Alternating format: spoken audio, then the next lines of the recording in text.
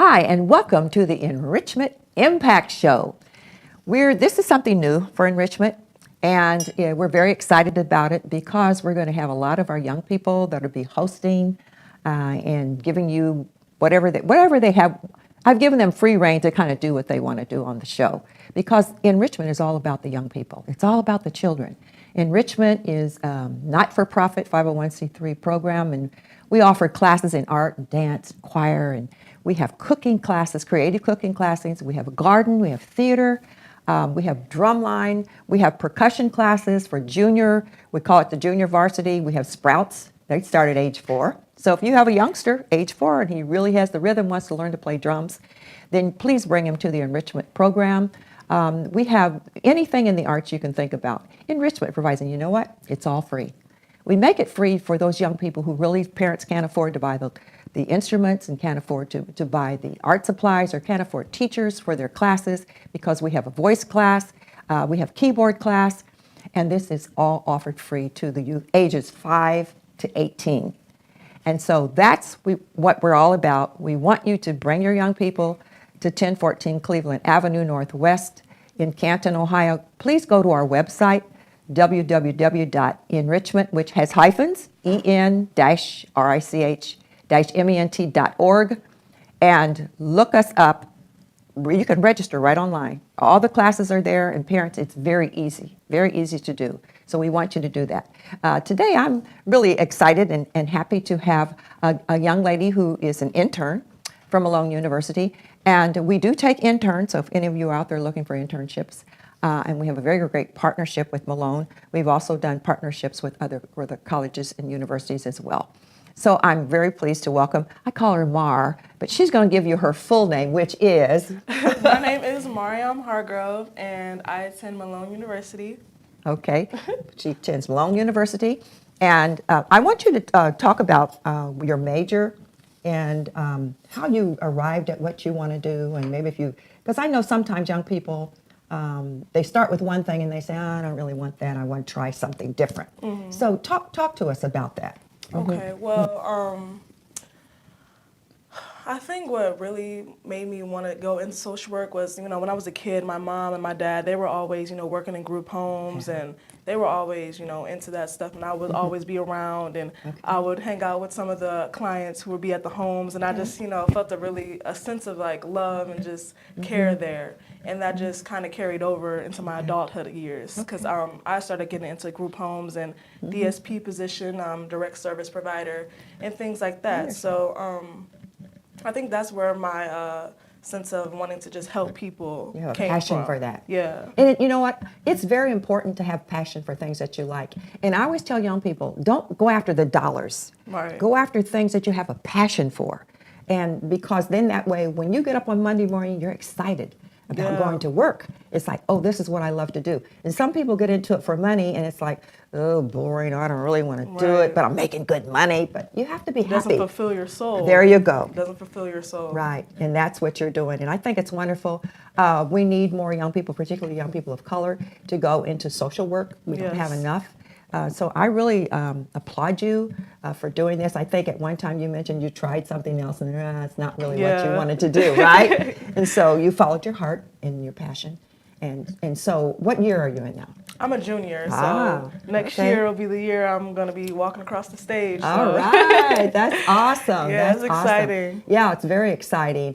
And so if you had to pick something, a secondary thing, what would that be? Because I always tell young people to have an A, B, and C plan. Mm-hmm. So what would be your B plan, maybe if you didn't do this, and say, well, I think I'll go to plan B. You thought about a plan B? Well, I feel like my plan B would probably be something in like entrepreneurship, starting my own business. Because I know when I graduated, I would want to go into esthetician or cosmetology school because I've always loved doing hair and like facials. And, me and my mom were growing up, she'd be like, yeah, let's do this. And do the cucumber on your eyes and things like that. So, I've always been into that. So I think that'll be my plan B. And, but you could still do that. Yeah, I was planning on still doing that after I graduated, but it would just be too much on me right now to do it now. And that's you make a good point. Yeah. Because sometimes young people overload themselves. Yeah. And definitely. It's too much. So that's good because being working cosmetology and things, you can do that with your clients. Yeah. You know, you can encourage them Yeah. and try to help them how to spruce themselves up. Because when you look in the mirror and you like what you see, you know, it just kind of boosts your whole Yeah, self-esteem. self-esteem, Yeah, yep. it really does that. So I think that's a good plan B because it merges in with your plan A. Yeah. You know, so that's really good. I think that, you know, today we're living in a different kind of world now. The pandemic and people aren't going back to work for whatever reasons. And I know young people are having their challenges as well.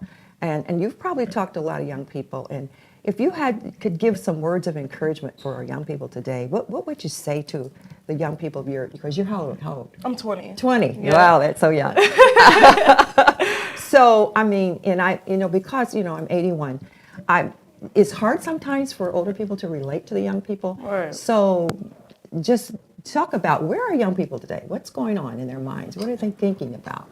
I feel like with the pandemic and everything like that, we're kind of lost because we like to be social. Well, some of us, we like to be social, we like that interaction, and we can't really do that right now. So I feel like in a way we're kind of lost, and then you know, with school and everything, and like the high schoolers not being able to have prom, graduation, Right. that may have given them a sense of discouragement. But what I advise to the young people is don't get discouraged. Just this is the time where you really look within yourself and try to find what it is you like to do. You know, if you're in quarantine, that's the time to just really self-reflect and just think about things that you love, think about things you would like to do with your future, because that's what's ahead, is the future. You know, so I think, you know, sometimes we get in way too much to be like in the moment. Right. So I feel like we should just try to, you know, just think about the future and think about what really makes us happy and what, you know, feeds our soul, Right. really. Very good. Those are very, very good words of encouragement. So I want to thank you all. My little Enrichment Impact show is very short, which most of ours are, because people don't want to be in front of a camera watching things for 30 and 40 and 50 minutes, an hour, unless you got music and stuff going on, which we will do that sometimes as well. But I want to thank you for coming. I got her on the spur of the moment and said, "You're going to be my guest today." She's here, you know, to kind of work and doing her internship. And then I put her on the spot, but she responded quite well. I thank you. I thank you for that. And I thank you all for tuning in to my part of the show on the Enrichment Impact Show. I'm Betty Smith, the co-founder and the executive director of Enrichment. Go to our website, enrichment.org. Don't forget to put the dashes in. Next time on the show, we'll put it at the bottom of the screen. We're still learning. This is our new little studio at Enrichment. So we're teaching the young people how to run the cameras and the TriCaster and everything. So if you want to get involved, come to Enrichment. Parents, get them involved. There's no excuse. Some people, young people say, there's nothing to do. Yes, plenty to do at Enrichment. Please come and join us. We start back on, this will probably already have aired, February 5th. We start back for our winter classes. And then we've got lots of things planned because this is our 10th year anniversary at Enrichment. Ooh. 10 years, yeah, thank you, Lord. And we've done a lot of things, and we have a lot of things in store for you. So you stay tuned to our YouTube network, and I'll see you next time.